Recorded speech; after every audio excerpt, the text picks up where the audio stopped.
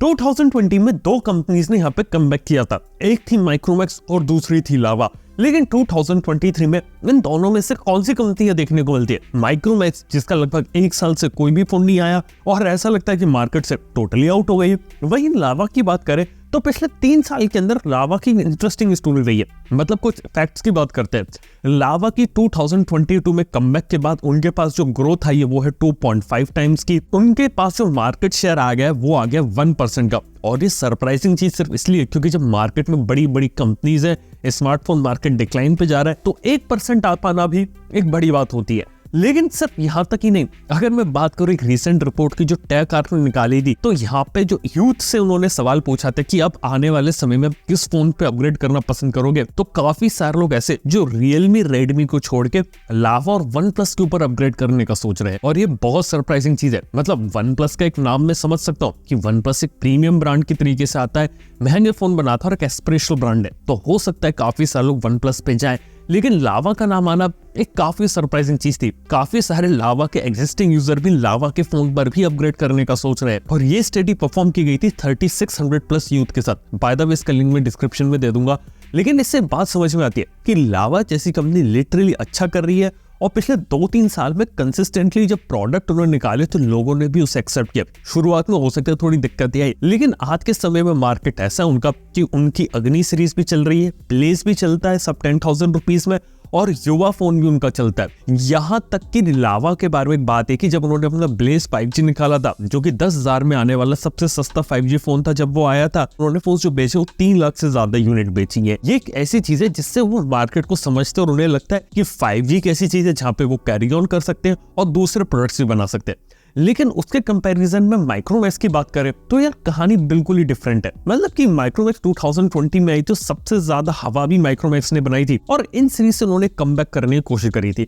और मैं बोलूंगा कि इन सीरीज के कुछ फोन्स वाकई में अच्छे थे, लेकिन प्रॉब्लम पता क्या है? क्वालिटी कंट्रोल की दिक्कत थी। इनिशियली कुछ यूनिट्स में लोगों को दिक्कत आई थी। दूसरी प्रॉब्लम थी यहाँ पर आफ्टर सेल सपोर्ट की। कंपनी ने यहाँ पे अच्छे तरीके से सर्विस प्रोवाइड नहीं करी और काफी सारे माइक्रोमैक्स के यूजर को बाद में सर्विस मिली ही नहीं। यहाँ तक कि काफी सारे फोन्स में अपडेट प्रॉमिस करे थे, अपडेट नहीं है। ऊपर से मोबाइल फोन्स को लॉन्च करने में बहुत ज्यादा डिले हुआ। मतलब इतना ज्यादा डिले हुआ कि उन्होंने प्रॉमिस किया था हम एक 5G फोन निकाल लेंगे, एक गेमिंग सेंटर फोन निकाल लेंगे, कभी भी कुछ भी देखने को नहीं मिला। और लेटेस्ट रिपोर्ट के बात माने तो यहाँ पे 2 रिपोर्ट आती। एक टेक क्रंच की रिपोर्ट आती जिसका कहना है माइक्रोमैक्स बहुत सारे लोगों को निकाल रहा था अपनी कंपनी से और उसका मोबाइल फोन के बिजनेस में दोबारा से कमबैक करने का कोई इरादा नहीं है। इसकी जगह वो यहाँ पे शायद इलेक्ट्रिक व्हीकल के ऊपर जा सकते हैं। इसके साथ ही अगली रिपोर्ट आती द मोबाइल इंडियन की तरफ से और वो ये कंफर्म करते कि माइक्रोमैक्स अभी भी पूरी तरीके से खत्म नहीं हुआ है। 15,000 रुपए के सेगमेंट में फोन निकाल सकता है, लेकिन ये फोन 2023 में नहीं 2024 में आएगा। और इसके लिए उन्होंने क्वालकॉम से भी बात करी थी प्रोसेसर के लिए, लेकिन क्वालकॉम ने साफ साफ मना कर दिया कि हम आपको प्रोसेसर नहीं दे सकते,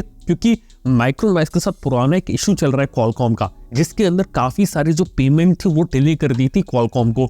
इसी वजह से क्वालकॉम को जब पेमेंट डिले मिल रहा है तो क्वालकॉम ने बोला कि हम प्रोसेसर नहीं देंगे। और यहाँ पे मीडियाटेक आती है और मीडियाटेक के प्रोसेसर के साथ ये लोग अपना कोई फोन निकाल सकते हैं। लेकिन सवाल ये आता है कि भले ही माइक्रोमैक्स यहाँ पे वापस एक और कमबैक कर लो, 15,000 रुपए में एक अच्छा फोन निकाल दे, लेकिन क्या लोग उस फोन को यहाँ पर लेंगे?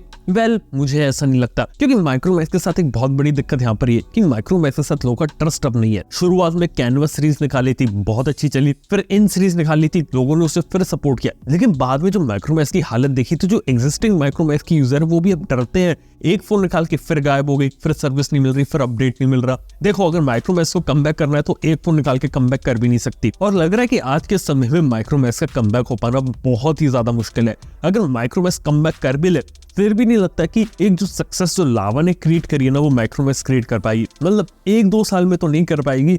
अगर उन्हें आना है ना तो कम से कम 2-3 साल तक लगातार फोन निकालने पड़ेंगे, लगातार काम करना पड़ेगा, तब जाकर लोग का भरोसा यहाँ पे जीतेगी, क्योंकि बिना उसके तो ये लोग मार्केट में सर्वाइव कर ही नहीं सकते। वही लावा के साथ एक अच्छी बात ये थी कि उन्होंने शुरुआत से मैन्युफैक्चरिंग के ऊपर फोकस रखा। एक टाइम पे लावा जैसी कंपनी भी बाहर से फोन लाके इंपोर्ट करके बेचती थी। फिर इंडिया में जब रिवोल्यूशन आया था स्मार्टफोन का, तब ये लोग धीरे धीरे मैन्युफैक्चरिंग के ऊपर आ गए और जहाँ पे तो दूसरी कंपनीज के मोबाइल फोन्स को मैन्युफैक्चर कर रहे थे। इससे बेनिफिट ये हुआ कि बीच में काफी लंबे समय तक लावा ने मार्केट में फोन नहीं निकाले, लेकिन वो उस मार्केट को सर्वाइव कर गए। प्लस इनके जो नए हेड बने सुनील रैना, उनका नया इंटरव्यू आया था और वो देख के पता चलता है कि ये लोग आने आने वाले समय 500 करोड़ रुपए R&D और मार्केटिंग के ऊपर स्पेंड कर रहे हैं, क्योंकि R&D एक ऐसी चीज है जहाँ पे कंपनी को वहां पे काम करने की जरूरत है, क्योंकि आज के समय में अगर R&D पे इन्वेस्ट करेंगे तो ही लोगों को अच्छे प्रोडक्ट्स देखने को मिलेंगे। और ये बात यहाँ समझ में आ गई कि लावा यहाँ पे 5G के ऊपर काम कर रहा है, 5G फोन को सस्ते में निकालने के ऊपर काम कर रहा है, प्लस यहाँ पे और भी ज्यादा सीरीज यहाँ पे निकाल सकता है, जिसे होने में कुछ टाइम लगेगा। और लावा का ऐसा प्लान है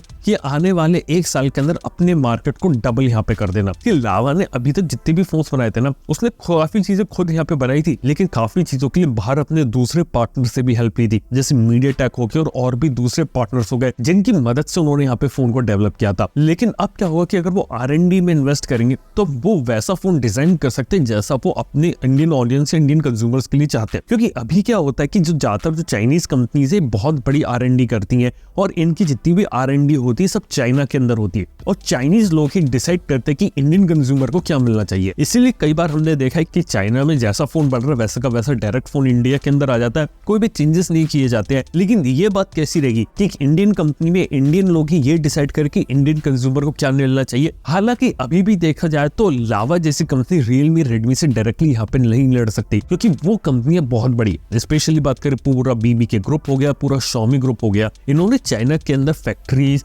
R&D पे बहुत सालों तक इन्वेस्टमेंट करके और बहुत लंबे समय से खेल रहे हैं और बहुत पुराने प्लेयर्स है। लावा इस खेल में दोबारा से उतरा है, लेकिन अभी भी वो बहुत ज्यादा नहीं, उसे अभी भी बहुत कम करने की जरूरत है। लेकिन देख के अच्छा लगता है कि लावा का फ्यूचर यहाँ पे ब्राइट है, क्योंकि वो लोग R&D के ऊपर यहाँ पे फोकस कर रहे हैं और नई चीजें डेवलपमेंट और उनकी मैन्युफैक्चरिंग के ऊपर काम कर रहे हैं। तो लग रहा है कि 2 से 3 साल के अंदर लावा का पोर्टफोलियो भी बड़ा होगा, और जो कमियां भी लावा के फोन्स के साथ आ रही है वो भी धीरे धीरे सॉल्व हो जाएंगी। आने वाले समय में उम्मीद कर सकते हैं कि इसका बेनिफिट इसकी कैमरा की परफॉर्मेंस पे पड़े, इसके सॉफ्टवेयर की क्वालिटी पे पड़े, सॉफ्टवेयर के अंदर बग्स नहीं है, जल्दी से जल्दी अपडेट दे। ये कुछ ऐसी चीजें जहाँ पे लावा फोकस कर सकता है, और दूसरी कंपनी से बेटर अगर क्वालिटी प्रोवाइड करेगा तो मार्केट में यहाँ पे लीडर भी बन सकता है। ये एक स्पेशलिटी यहाँ पर लावा के साथ, और लोगों का जो दोबारा से ट्रस्ट यहाँ पर गेन हुआ है उसका यहाँ पे एक बेनिफिट उठा सकता है। हालांकि अभी भी मैं कहूंगा कि लावा के अंदर टोटली 100% परफेक्टनेस नहीं आई है। अभी भी देखा तो 10,000 के हिसाब से वो ठीक फोन बनाते, लेकिन 15 से 20,000 के रेंज में कोई फोन नहीं आता।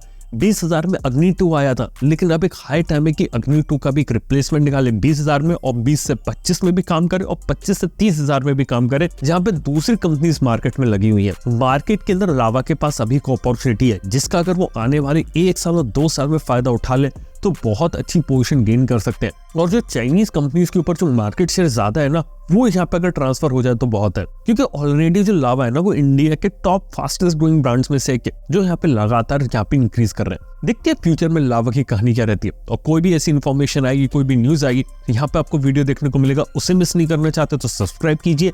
बाकी आप लोगों को लावा की फोन्स कैसे लगते हैं बात नीचे कमेंट बताना भूला। थैंक यू आपका वीडियो देखने के लिए। मैं आपसे मिलता हूं नेक्स्ट वन के अंदर। Good bye.